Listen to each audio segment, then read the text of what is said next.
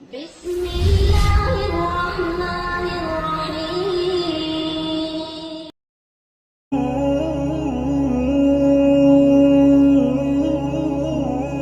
دنیا میں اگر کسی بادشاہ کو کوئی بدماش آ کے دھمکی لگائے اور اسے کہے کہ میں تیرے بندے چک لینے نے، میں تیرے بندے اٹھا لوں گا، تیرے بندے اغوا کر لوں گا سارے، تو دنیا کا بادشاہ کیا کہتا ہے؟ میں تکنا ایسی دی تیسی تیری جرت، یہی کہتا نا، کیونکہ وہ یہ خیال کرتا ہے کہ میری بادشاہی اسٹیک پہ لگ رہی ہے کہ میرے بندے اٹھائے گا، وہ یہ سمجھتا ہے۔ لیکن اللہ کے کیس میں ایسا نہیں ہوا جو کائنات کا بادشاہ، جب شیطان نے یہ دھمکی لگائی نا انسان کے حوالے سے کہ یا اللہ میں تیرے سارے بندے اغوا کر لوں گا، چند ایک لوگ ہی تیرے ساتھ ہوں گے، اور اللہ تعالیٰ سورہ سبا میں کہہ رہا ہے کہ اس نے اپنی بات پوری بھی کر دکھائی ہے،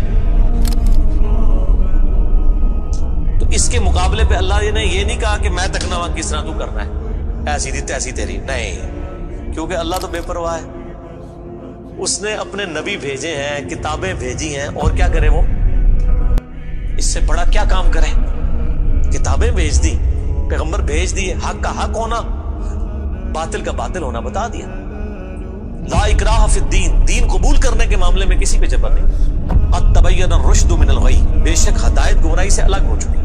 انا ہدیناہ السبیل، ہم نے راستہ دکھا دیا ہے، اما شاکر و اما کفورا، چاہے تو شکر گزاری کی روش اختیار کرو، خانہ شکری کی، لیکن آخرت میں نہیں چھوڑوں گا جس نے نہ شکری کی، یہ ذہن میں رکھنا۔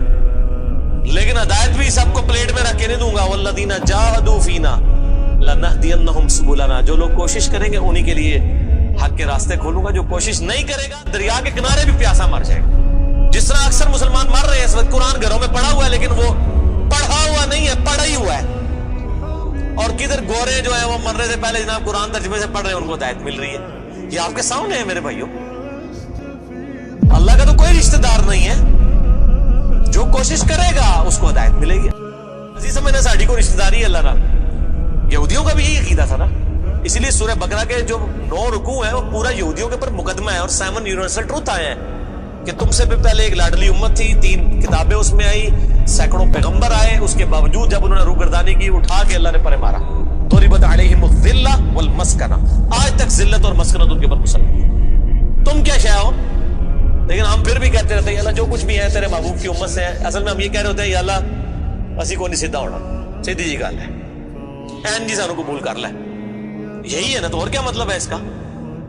میں کہتا ہوں اگر دنیا میں مورل لاز ایکٹیو ہوتے فوراً اسی وقت سر کے اوپر جوتی پڑتی کہ محبوب صلی اللہ علیہ وسلم کا نام لیتے ہو اور کرتوت نہیں اپنے دیکھتے۔ تو دنیا کے بادشاہ تو کہتے ہیں میں تکنا کے ساتھ تو چکنا ہے میرے بندے، تیری ایسی دی تیسی، لیکن اللہ تعالیٰ کیا فرما رہا ہے؟ قال فالحق، اللہ فرماتا ہے یہ ہے سچائی، والحق اقول، اور میں کہتا ہی سچی بات ہوں، یاد رکھیں لأملأن جہنم منک وممن تبعک منہم اجمعین، جو کوئی بھی پھر شیطان تیری پیروی کرے گا نا میرے بندوں میں سے، تو میں نے کسی بندے کی گارنٹی نہیں لی ہوئی، میں اس کو اور تجھے اور تیرے سارے فالوورز کو دوزخ میں ڈال دوں گا، دوزخ کو بھر دوں گا تجھ سے اور تیرے فالوور سے، یعنی میں اپنے کسی بندے کی کوئی گارنٹی نہیں لیتا، میرا کام ہے صرف حق بات پہنچانا۔ پیغمبروں کو بھی یہ کہا گیا وما علینا الا البلاغ المبین۔ اب جان بوجھ کے جو گمراہ ہوگا تو اللہ فرماتا ہے تجھے بھی اور تیرے فالوورز کو اٹھا کے دوزخ میں پھینک دوں۔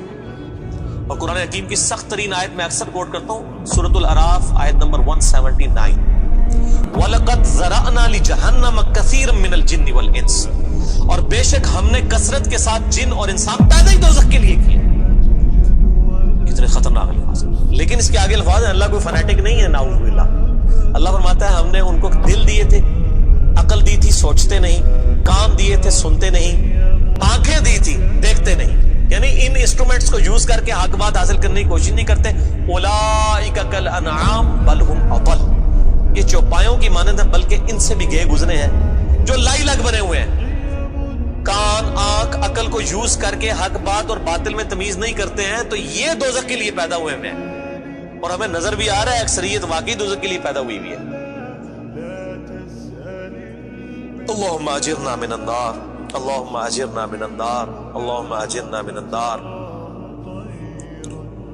قل ما اسألکم علیہ من اجر، اے نبی علیہ السلام فرما دیجئے میں جو اتنی باتیں کھول کھول کے بیان کر رہا ہوں اس کے عوض تم سے کوئی معاوضہ طلب نہیں کرتا. آج کے دور میں جب ہم نبی علیہ السلام کی دعوت پیش کریں گے تو ہم کہیں گے کہ دیکھو تمہیں کھول کھول کے صحیح باتیں بتا رہے ہیں, کوئی چندہ بک نہیں بنائی ہوئی ہے بھائی, کوئی قربانی کی کھالیں نہیں جمع کر رہے ہیں, کھول کے مفت تمہیں یہ ساری سچائی بتا رہے ہیں. وما انا من المتکلفین, اور اے نبی علیہ السلام آپ فرما دیجئے میں تکلف بھی کرنے والا نہیں ہوں. ہائے ہائے ہائے ہائے,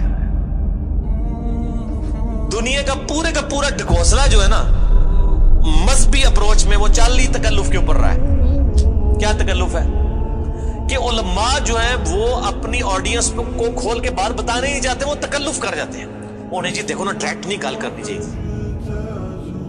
اور نبی علیہ السلام کو کہا جا رہا ہے کہ آپ فرمائے کہ میں ہی ڈائریکٹ گال کرنے والا جائے پاویں کسی کو بری لگے. وما انا من المتکلفین, میں کوئی تکلف نہیں کرنے والا, کنو کڈ لو گل اے کچھ ہونا دے تواڈے نال. یہ اتنے سخت الفاظ ہیں کہ میں کوئی تکلف نہیں کر رہا. کیا مطلب کہ اللہ نے کسی دی کوئی گارنٹی نہیں لئی. اللہ تعالیٰ فرما رہا ہے کہ شیطان میرے جن بندوں کو اغوا کرے گا میں نے کوئی گارنٹی نہیں لی ہوئی, میں انہوں نے بھی چھوڑ دیا گا دوزخ. ایسی دی تیسی تہاڈی, کسی بھلے کیس نہ رہنا, کوئی تکلف نہیں ہے. نبی علیہ السلام کھول ڈول کے ان کو بات کرتے ہیں.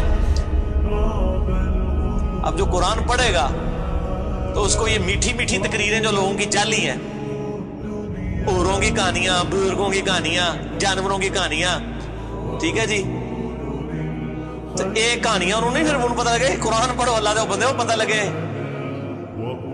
صحیح بخاری میں حدیث ہے, نبی علیہ السلام ایک چوراہے سے گزر رہے تھے, کچھ صحابہ کرام آپس میں ہنسی مذاق کر رہے تھے. آپ نے ان کے ہنسنے کی آواز سنی. یہ بخاری شریف ہے, یہ سٹوری شریف نہیں ہے. آپ کھڑے ہو گئے اور آپ نے فرمایا اللہ کی قسم جو کچھ میں جانتا ہوں نا اگر تم جانتے ہوتے تو تم زیادہ رویا کرتے, کم ہنسا کرتے. کہ آخرت میں کتنی سختی ہونے والی. لیکن ٹی وی کے اوپر, سوشل میڈیا کے اوپر ایسے وائزین کے کلپ دیکھو نا جی, اے بھی تے ہے کتنا سونا بولتے ہیں ماشاءاللہ, لگتا ہے ہونی جنت ہی پہنچ لگا, پتہ لگ جائے گا اتنی بھی جنت لبنی ہے تانوں.